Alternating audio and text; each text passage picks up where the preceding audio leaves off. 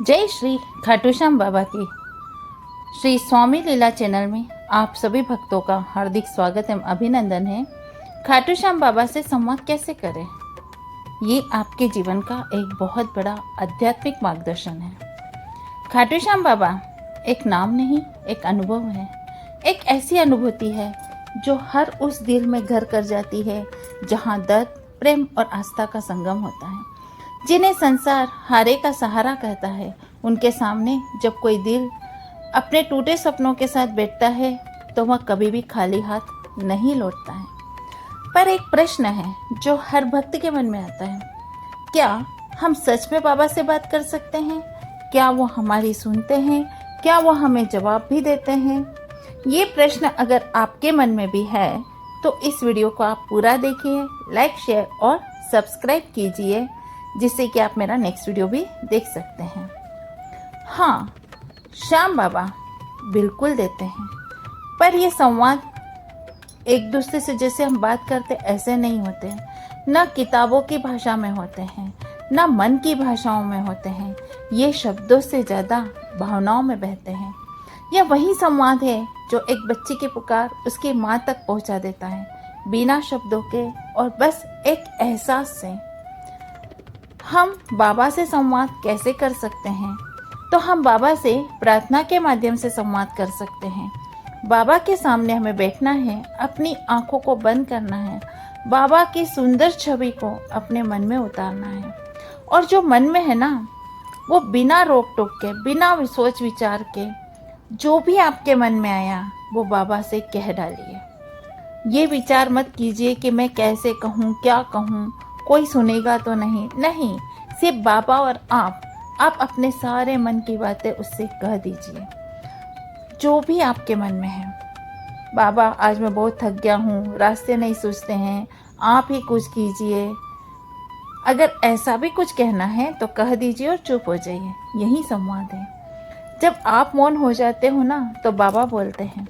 प्रार्थना एक ऐसी डोर है जो हमें शाम से बांध देती है और उसमें किसी भी प्रकार की गांठ नहीं होती है। वो बात श्याम बाबा तक पहुंच जाती है। मन के भीतर उठती पुकार, इस तरीके से भी हम संवाद कर सकते हैं। क्या कभी आपने ऐसा महसूस किया है कि किसी के सामने कुछ कहे बिना भी वह अपनी तकलीफ को समझ लेता है? आपने ऐसा महसूस किया होगा ना? तो वैसा ही रिश्ता हमारे बाबा के साथ है। जब हम अकेले हो जाते हैं, कुछ तकलीफ होती है, तो बाबा के सामने जाते ही हमारी आंखें नम हो जाती हैं और मन कहता है, श्याम बाबा अब आप ही कुछ करिए। तो यकीन मानिए वो सुनते हैं। बाबा को भाषा की ज़रूरत नहीं है, बाबा को सिर्फ भावनाओं की ज़रूरत है। अपने विचार, हर चिंता, हर छोटी सी मुराद सब उनके पास पहुंचती है। कहने की ज़रूरत नहीं है। जैसे माँ महसूस करती है वैसे हमारे बाबा महसूस कर लेते हैं। क्या कभी हम सपनों में भी बाबा से बात करते हैं? तो हाँ, अगर हम बाबा को सपने में देखते हैं, बाबा की मुस्कुराती हुई छवि अगर हम देखते हैं, जब हमारे पास कोई शब्द नहीं है, केवल हम उसे स्वप्नों में देखते हैं, और स्वप्नों में देखने के बाद हम उनसे बात करते हैं, उनसे संवाद करते हैं, दिन भर की बातें हम उनसे बताते हैं, जो भी तकलीफ है हम उसे बताते हैं, और श्याम बाबा अपने स्वप्न में हमें उस प्रश्नों का उत्तर दे देते हैं। तो यही तो है बाबा के साथ संवाद। उसके बाद सबसे बड़ा संवाद होता है भजन में बहती हुई हमारी भावना, हमारे आत्मा की पुकार, हमारे मन की पुकार। जब हम बाबा के भजन सुनते हैं या गाते हैं तो हमें उनके प्रति एक भावना मन में जागृत होती है। और ये भावना क्या होती है?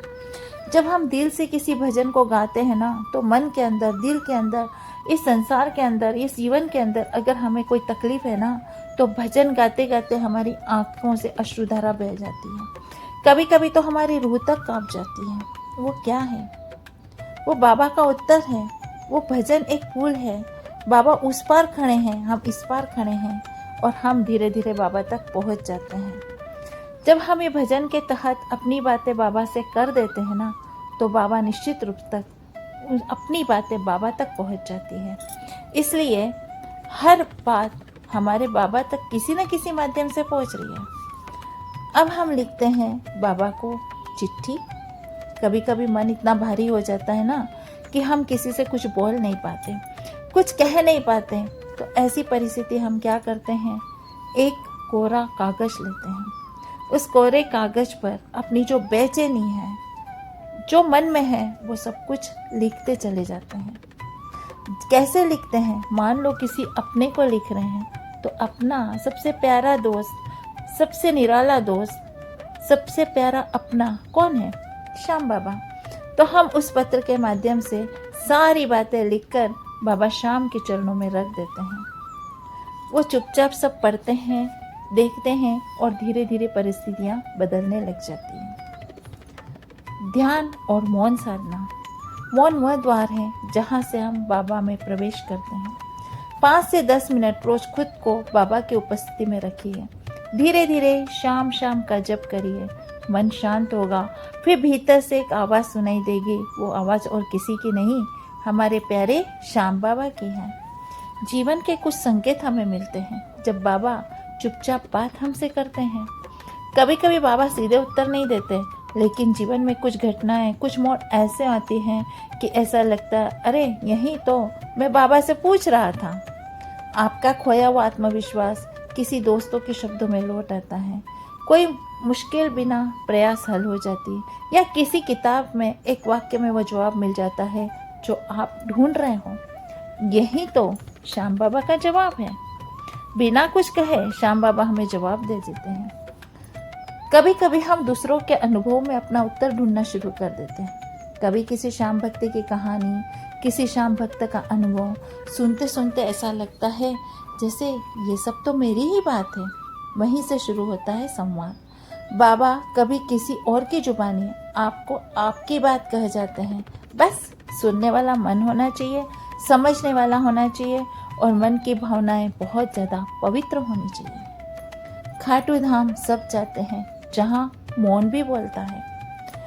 जब बाबा बुलाते हैं, बाबा की इच्छा अपने भक्तों को बुलाने की हो जाती है, तो हम बिना किसी योजना के, बिना किसी प्रयास के हम बाबा श्याम तक पहुँच जाते हैं। जब हम श्याम बाबा की आंखों में देखते हैं तो ऐसे लगता है जैसे श्याम बाबा हमसे कह रहे हैं, सुन रहा हूँ बच्चा, सुन रहा हूँ तुम्हारी सारी बातें, सब होगा।